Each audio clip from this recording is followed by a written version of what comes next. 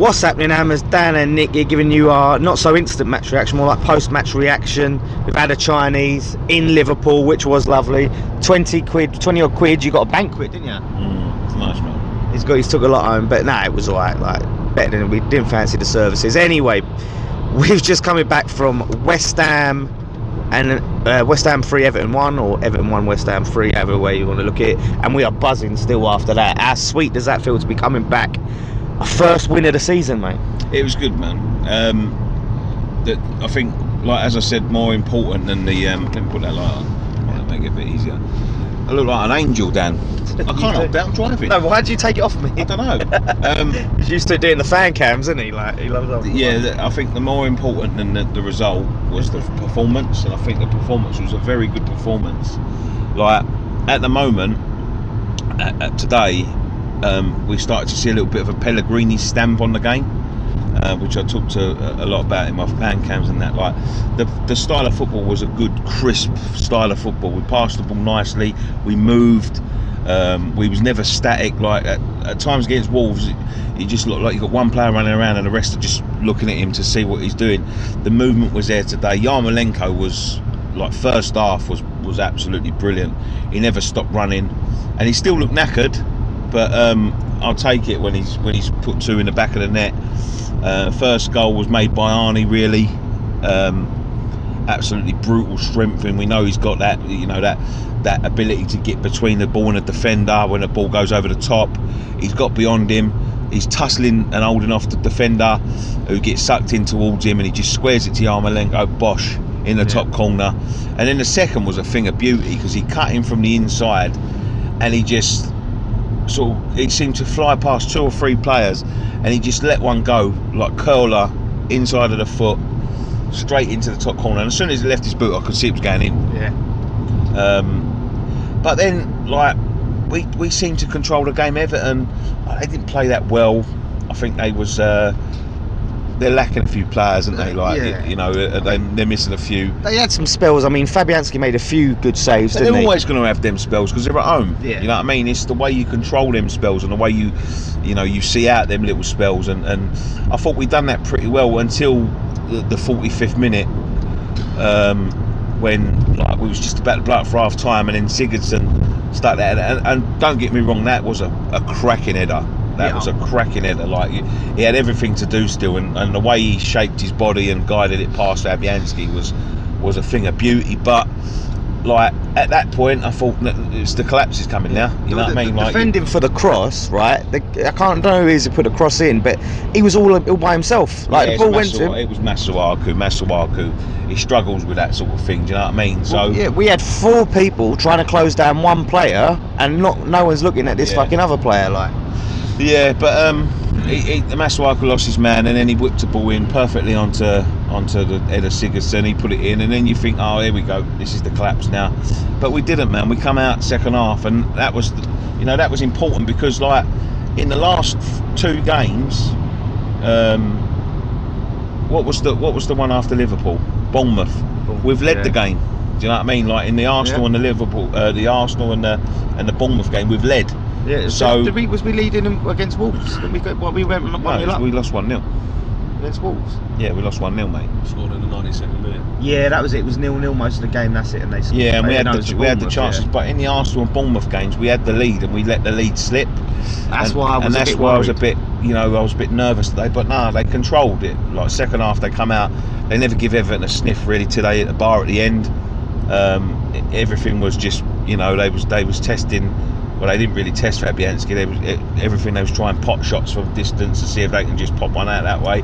Because they had one that hit the bar and it actually looked like it rattled the net. I thought it was in. Like, yeah, it was close in. And he the underside of the bar. The underside of the bar. But even if that had gone in, I think that was done.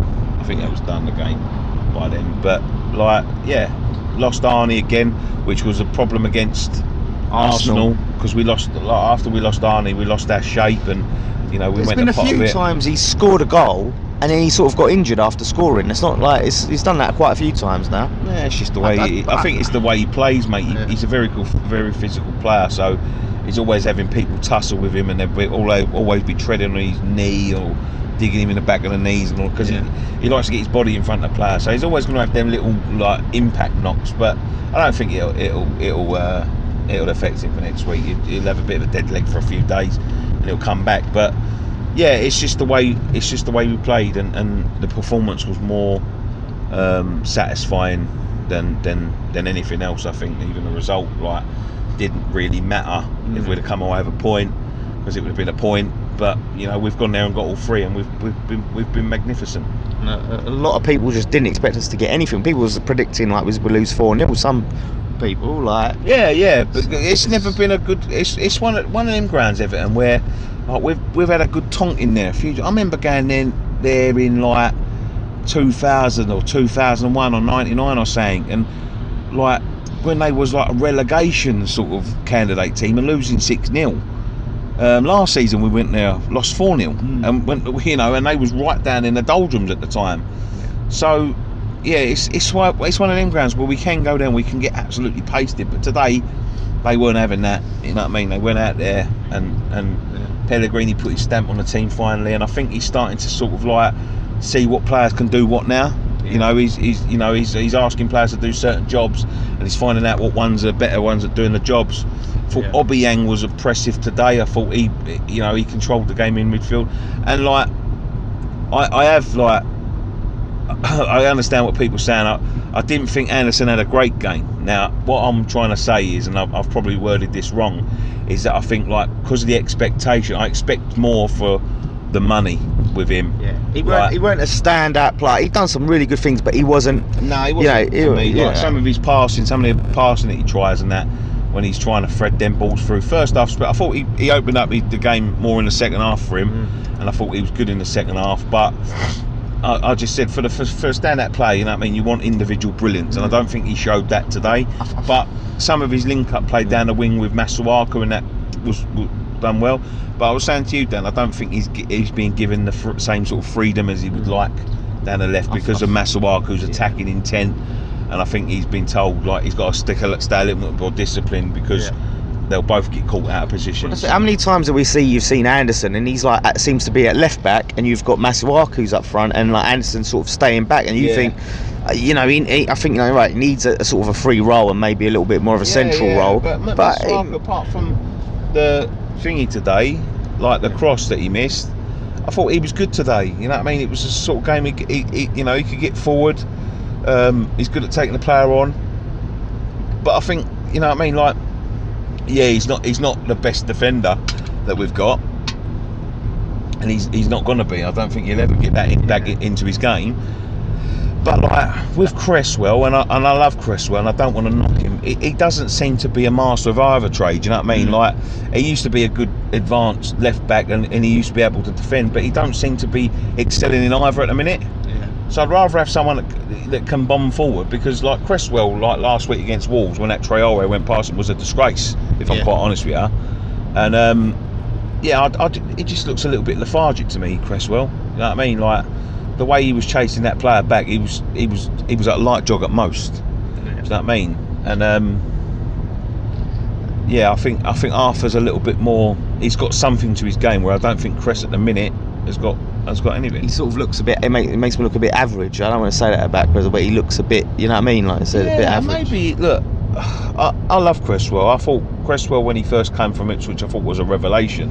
One of the best left backs we've had for years and that. But you know, I don't like to say maybe his time's done or whatever, but you know, maybe he needs a bit of a new, fresher challenge. You know what I mean? Like he's never really been the same since the injury, and it's such a shame because he was one of my favourite players, but he's never really been the same since his injury. His age is creeping up now. It was, you know, I was 27 now. 28, 29, I reckon.